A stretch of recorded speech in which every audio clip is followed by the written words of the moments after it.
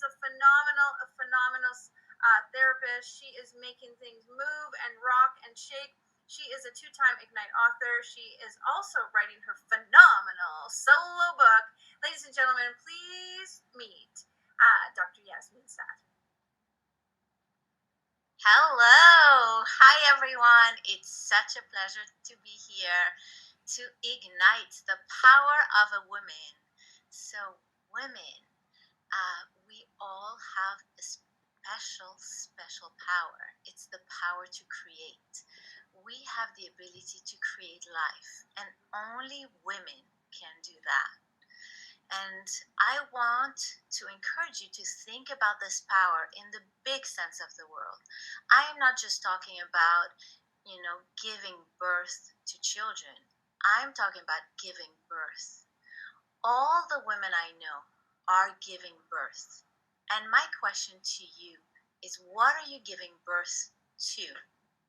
Are you giving birth to a company? Are you giving birth to an idea? What are you giving birth to? That is your power, the power to create, the power to ignite life.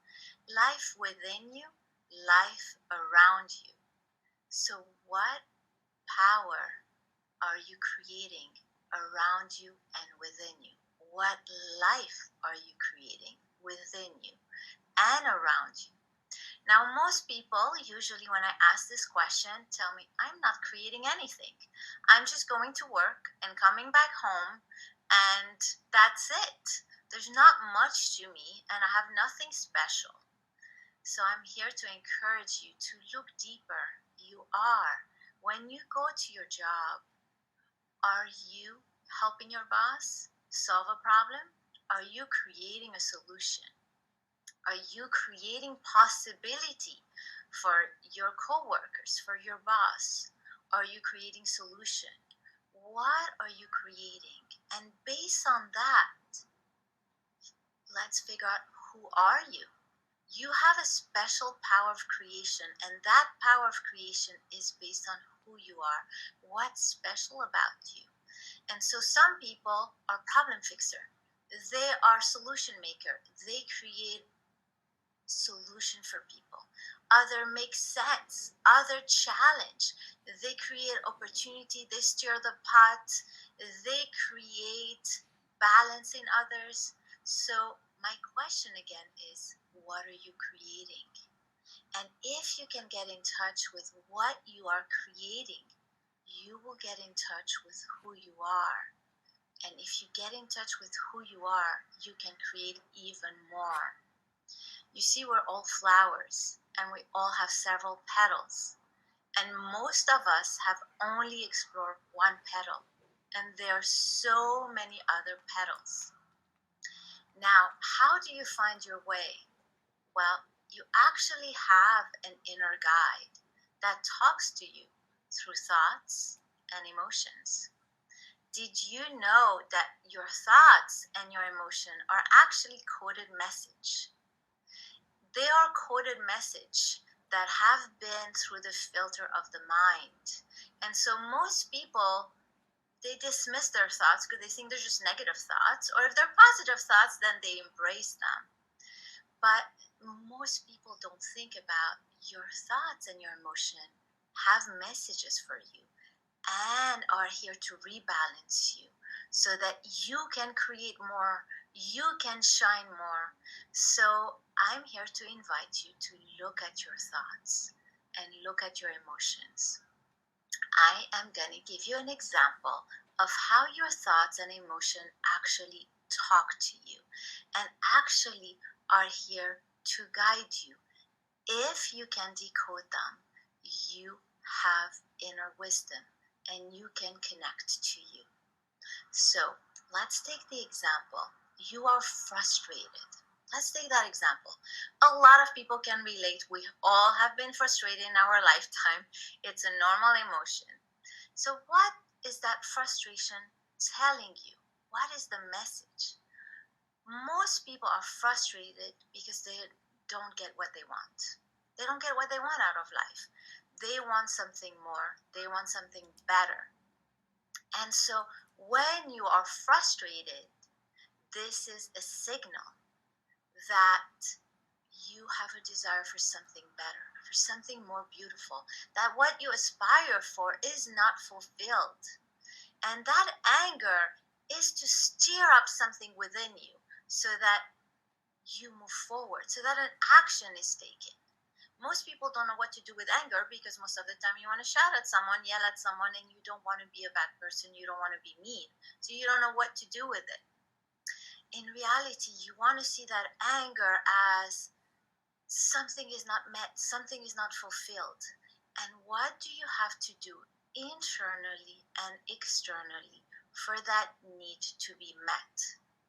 So frustration is the most beautiful guide because it's kind of pulling you on your jacket and saying, "Hey, pay attention.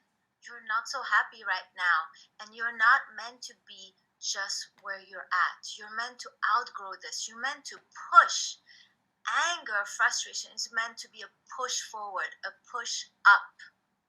And so it's really, really, really important that you see it as, nice signal. Okay, so how will I get my desire met? How will I do that? And if it's difficult to meet it on the outside, you have to do tweaks on the inside and you have to embrace the growth opportunity. So that was a simple example.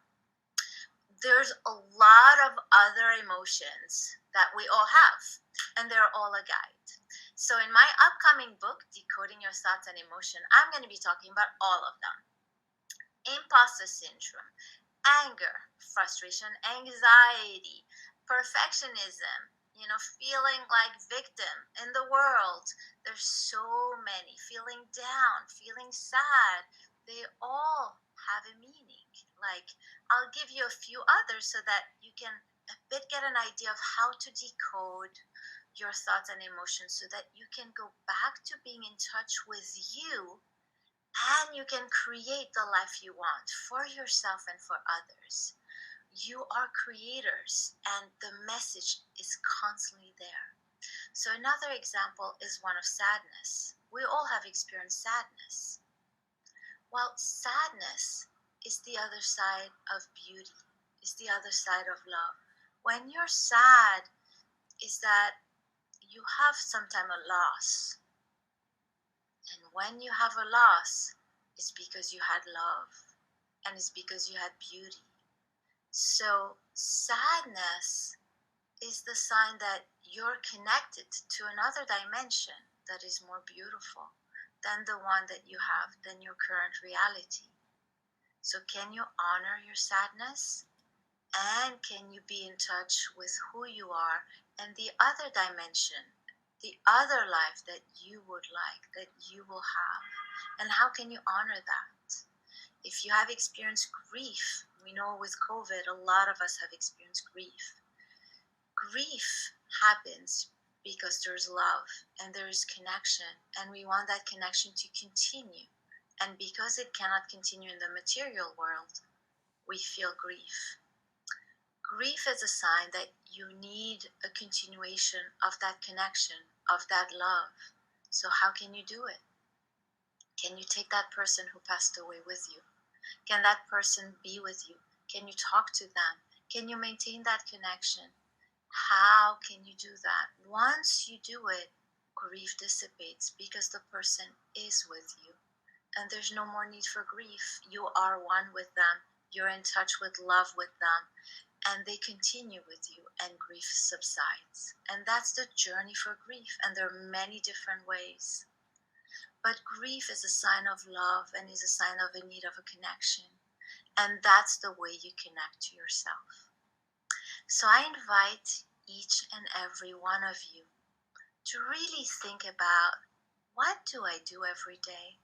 What do I do in my job? What do I do with my children? What do I think? What do I feel? And what is it telling me about myself? I will be more of help with the book that is coming out for you.